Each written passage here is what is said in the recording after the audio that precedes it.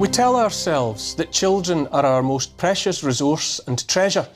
We sing songs about it. I believe that children are our future and all that jazz.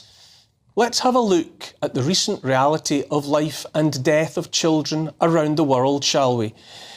According to the Gaza Health Ministry, more than 12,300 children have been killed in that open-air prison since October last year. The children of the generation that went through the fires of hell and said never again are witnessing 21st century children consumed by other flames. Plausible genocide, the International Court of Justice calls it. If taken at face value, it would mean more children died in Gaza between October last year and February this year than the combined number of all that died in all conflicts around the world in the 4 years from 2019 to 2022. For those who dismiss numbers presented by the Gaza Health Ministry as unreliable, even fictional, the Save the Children charity estimates the total of dead children in Gaza in the 100 days from October to the end of January, that's already 6 weeks out of date, at 10,000. Whichever figures you believe, it seems reasonable to accept we're confronted by a lot of dead children and babies piling up in the few square miles of Gaza. There's all manner of footage, again, much of it roundly dismissed as fake in some way, of little corpses pulled from piles of rubble and wrapped in brightly coloured blankets for transport to God knows where. Maybe God does know. Hopefully God cares as well, because evidently not enough of the right people do. Not enough to make it stop. Children are our future, we sing. So what about all those children with no futures at all? Last month, UNICEF estimated at least 17,000 Gazan children had been orphaned by that war, or at least separated from all family and therefore left alone. 17,000 stories of heartbreak and grief. In a separate report for UNICEF, the plight of the children of Ukraine was laid bare. 2 years of chaos, destruction and loss, separation from families, disrupted schooling, disrupted healthcare, reports of a mental health crisis and a learning crisis. Many children have fled the chaos alone, exposing them to abuse of every kind. Human trafficking on an industrial scale, children robbed of childhood, scars visible and invisible. Human traffickers, child traffickers, dark tales abound of more of the same, harvesting a bumper crop of orphans in Gaza too. It seems to me that present evidence makes plain that far from irreplaceable treasures, too many children are treated as disposable. Closer to home, we have altogether different damage to contemplate. All parents hear and share anecdotal evidence of harms caused to children during the COVID years. In lockdown, the response to the neighbourly question, "How are you all doing?" was met first with a cheery, "Fine." Time spent digging deeper, however, invariably revealed struggles, anxieties, real concerns about youngsters. We must now conclude that as a society, we will be dealing with the poisonous consequences of lockdown for years to come, if not forever. A consensus on the number of so-called ghost children, those who fell off the radar of schools and social services during the COVID debacle and haven't been heard of since, is hard to come by. But tens of thousands is certain, and the think tank Centre for Social Justice says 100,000.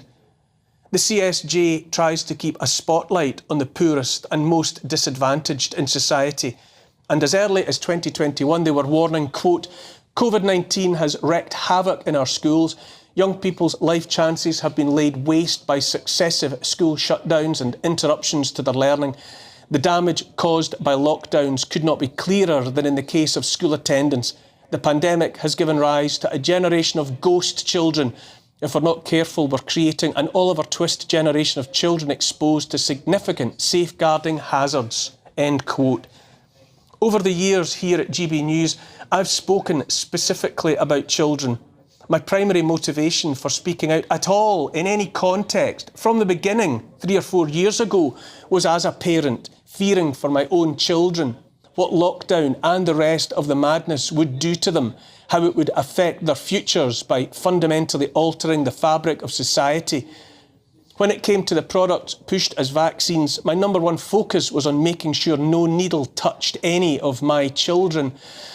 And so, from time to time on a Saturday night, I made children the focus of what I was talking about, including asking questions about harms caused to so many by the malignancy of the lockdown policies that kept families apart, closed schools, delayed learning to speak, compromised normal emotional and psychological development, delayed the learning of social skills, left unknowable numbers isolated in dangerous domestic circumstances.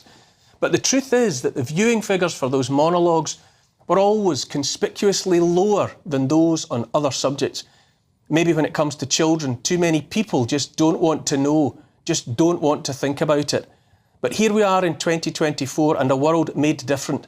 All parents know that if their children were hooked on phones and the rest of the tech before lockdown, that time of enforced isolation only cranked up the addiction. We all hear the stories about spikes in the number of children self-harming with eating disorders, simply struggling with day-to-day life. Referrals for children needing mental health treatment spiked along with the rest. Last year it was reported that 1 in 5 primary and secondary age children are behind in their speech skills, their understanding of words. Charity Speech and Language UK said it was the highest number of children with speech and language challenges ever recorded. 80% of teachers said children in their classrooms were lagging behind. This is fundamental, condemning generations to underachievement, to isolation from society on account of not understanding, not being able to make themselves understood. During a recent parliamentary debate on excess deaths, Conservative MP Dr Caroline Johnson, a consultant paediatrician as well as an MP, reported that up to March 2023 there was an 8% increase in child deaths compared to the year before. She went on to say suicide and self-harm was the main cause of death for children between the ages of 10 and 17, quote, getting much worse in the 10 to 14 age group. Stop for a moment to take that in. Of course, the vast majority of MPs won't discuss excess deaths, full stop, staying away in droves from any debates on the subject. Which brings me to the subject of accountability. We can see where we are now, surrounded by children struggling, falling behind, falling through cracks in the floorboards, dying in greater numbers than before, self-harming, killing themselves. All of this has happened on our watch in a time made utterly different by official policies, with which MPs of all stripes remained in lockstep, almost without exception, giving their full-throated support.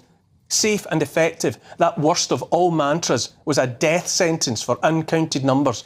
Worst of all, it was never based on data of any sort, just baseless, preordained propaganda from the start. Save our NHS, 3 weeks to flatten the curve, no jab, no job, were yet more mantras, all of them contributing to the alternative reality in which we find ourselves, with children bearing so much of the brunt. Last week, the sometime catch-up czar, tasked back in 2020 with helping repair the damage done to education, talked about the circumstances that saw him resign his post and walk away in disgust, describing how government at first promised commitment and then refused to foot the bill for the necessary measures. Sir Kevin Collins said, "All these things we could have done to send a signal about childhood, but we did nothing. We gave up. It was pathetic." We must have accountability from MPs, from doctors, from scientists, from the media, from all levels of the establishment. Because if those who set and train the policies that left us where we are remain in post, then we will have learned nothing, and even worse consequences will lie ahead. All the time children were shut up at home, all the time we were told children are resilient, it was Wine Time Friday in Downing Street, a maskless free-for-all where access to the data plainly reassured those ruling our lives, restricting our lives, that there was nothing at all to fear. We know where we are. Hardly any child can report a peer that died of COVID. Plenty more have seen youngsters, often the fittest of the fit youngsters, dropping dead on the field of play for reasons that are never made plain, never discussed. Like so many of us, they've certainly known family members, neighbours, parents of friends succumbing to unexpected heart attacks and strokes. More of those who feature in the spiking figures of the excess deaths we're not supposed to notice, far less mention. A generation of our youngest, at crucial times in their education, know they were let down by teachers, by university lecturers, let down by the authorities that closed their schools and their gyms and the rest of the venues making up the fabric of their lives. That they were pressured into accepting medical interventions even when they'd had COVID and so had natural immunity from an illness that posed them no meaningful threat anyway, so they could get into pubs and nightclubs. They look on at the adults, those who wielded power over them, and find no reason to trust those so-called grown-ups ever again. It's no exaggeration whatever to say that on the altar of Save Granny, children's well-being was knowingly sacrificed, and many of them know it. I remember saying at the time that a society standing behind a shield made of its own children, that forces children to risk their lives by being injected with products that were demonstrably neither safe nor effective, and that most important of all, they never needed, is no society at all. Here's the thing. Society sought to put children's lives on hold, to shut them indoors, to sacrifice their education, to turn a blind eye to the hobbling of the natural development of the very youngest and most vulnerable. I ask again, where are we as a society? Who are we as a species if we don't put children first at all times? As parents, our gut reaction should be to nurture and care. So why do we so often look the other way while so much is inflicted on the innocent by those guilty of putting profit and ideology before the well-being of our youngest? I'm joined now by political commentator Ralph Schulham.